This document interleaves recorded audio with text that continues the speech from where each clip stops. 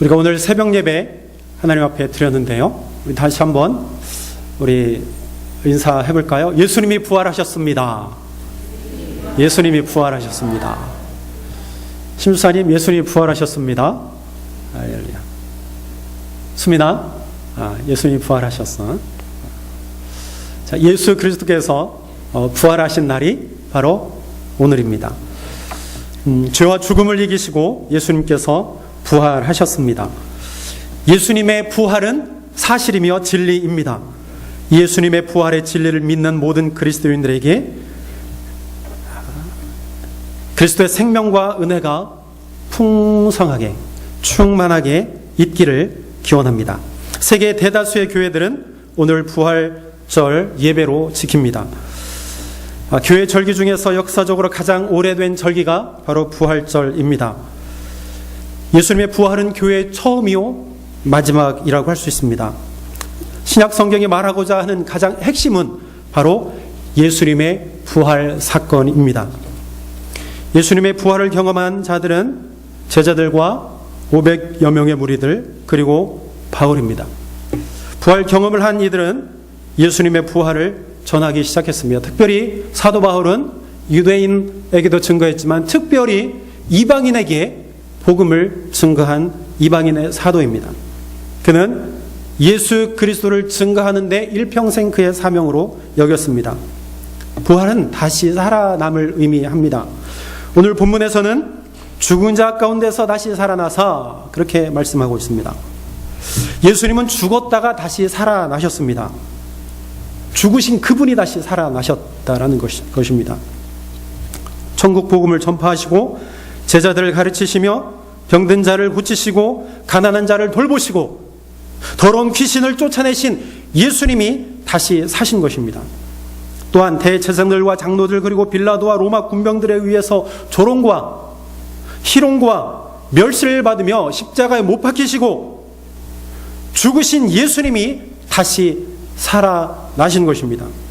아리마대 요셉에 의해서 무덤 안에서 죽은 자의 몸으로 계셨다가 3일 만에 다시 살아나신 분, 그분이 바로 예수 그리스도라는 사실입니다. 예수님은 영혼만 살아난 것이 아니에요. 의심하던 도마가 보고 만진 것은 못자국이 선명한 예수님의 손과 발이었습니다. 이것이 성경이 증거하고 있습니다. 본문은 또 이렇게 말하고 있습니다. 잠자는 자들의 첫 열매가 되셨도다. 예수님은 잠자는 자들의 첫 열매가 되셨습니다. 그러므로 이제 그리스도 안에서 죽은 모든 성도는 부활할 것입니다. 예수님의 뒤를 따라서 죽은 자 가운데서 예수님을 따라서 일어나게 될 것입니다. 요한복음 11장 26절에 이렇게 말합니다. 무릇 살아서 믿는 자는 영원히 죽지 아니하리라. 이것을 내가 믿느냐 우리에게 이렇게 묻고 계십니다. 영원히 죽지 않는다는 것은 영원한 생명을 의미합니다. 예수님의 부활은 영원한 생명으로의 부활입니다. 그럼 우리는 이렇게 이야기할 수 있습니다. 예수 그리스도와 함께 십자가에 죽고 예수 그리스도와 함께 영원한 생명으로 부활했습니다. 우리 이렇게 고백을 해야 합니다. 지금 여기 있는 내가 완전히 죽었다가 신령한 몸으로 변화된 영원한 생명을 입고 다시 부활하게 될 것입니다. 우린 절대로 나뉘지 않아요. 우리의 몸이 영원한 생명으로 신령한 몸으로 변화되어서 부활하게 될 것입니다. 그리스도인들은 이 사실을 믿습니다. 이것이 사실이라고 믿는 자는 그리스도인들입니다. 그리스도인들은 예수 안에서 완전히 죽습니다. 파멸입니다. 그러나 하나님은 죽음 가운데서 예수님을 살리신 것처럼 그리스도인들을 다시 살려내실 것입니다. 영원한 예수의 생명으로 다시 살려내신다라는 뜻입니다. 그러므로 소망을 가지십시오. 예수님은 우리에게 산 소망을 주셨습니다. 예수님은 절망을 희망으로 죽음을 생명으로 바꾸시는 우리의 참 소망이 되셨습니다. 우리 모두는 영원한 생명에 대한 소망을 갖고 살아갈 수 있게 되었습니다. 그러나 오늘의 세상은 그 어느 때보다도 절망과 좌절에 빠져 있습니다. 곳곳에서 자연재해들의 소식이 들려옵니다. 전쟁의 위협과 무고한 사람들을 상대로 테러가 자행되고 있습니다. 종교적 갈등에서 오는 불안과 피해는 심각한 수준입니다. 그뿐만 아니라 보이지 않는 전쟁과 같은 경쟁이 이 사회를 물질 제일주의, 물질 만능주의 사회로 만들어 버렸습니다. 이로 인하여서 사람의 생명과 삶의 터전이 매일매일 위협받고 있습니다. 어떤 사람은 성공하여서 능력을 인정받고, 반대로 어떤 사람은 실패라고 할 수 없는 실패의 자리에서 루저 아닌 루저가 되어서 암담한 현실과 매일 싸우고 있고 매일 마주하고 있습니다. 이러한 처참한 세상의 현실에 그리스도인들도 그곳에 놓여 있습니다. 그래서 그리스도인들은 탄식하며 고뇌합니다. 좌절하고 절망하기도 합니다. 그러나 그럼에도 불구하고 우리는 희망의 끈을 놓지 말아야 합니다. 왜냐하면 그리스도인들에게는 하나님께서 예수 그리스도를 통해서 새로운 생명을 주셨기 때문입니다. 예수 그리스도의 부활을 통해서 우리에게 새 생명을 주셨기 때문에 우리는 희망의 끈을 놓지 말아야 합니다. 죽음과 같은 절망도 부활의 소망으로 우리는 극복해 갈 수 있습니다.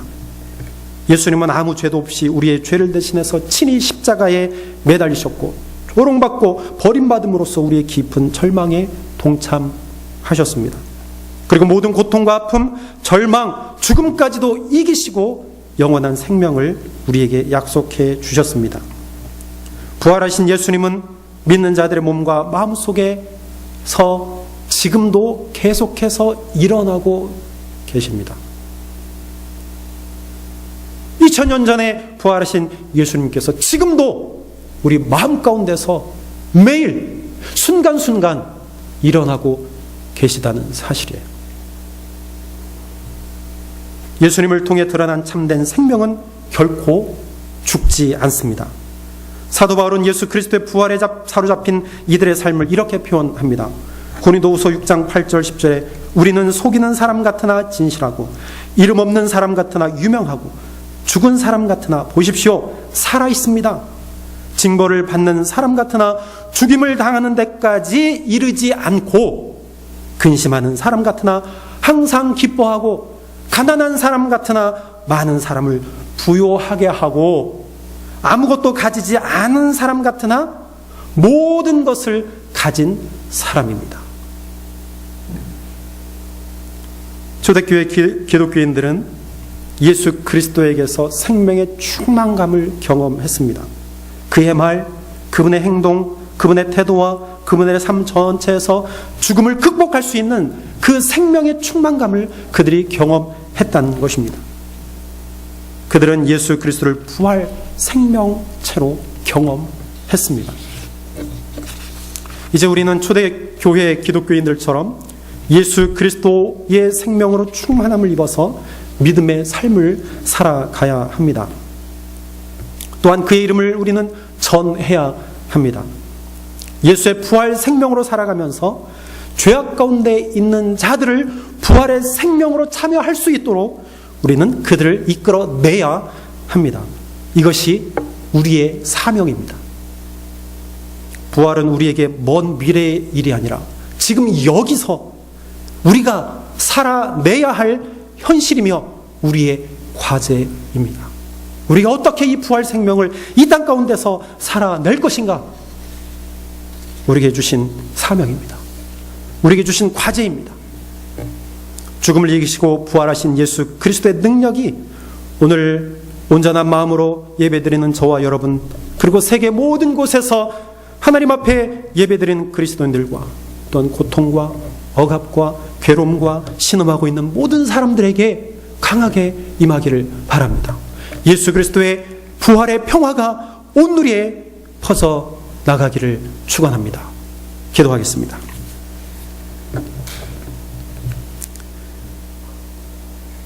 죽은 자 가운데서 다시 살아나셔서 잠자는 자들의 첫 열매가 되신 예수님을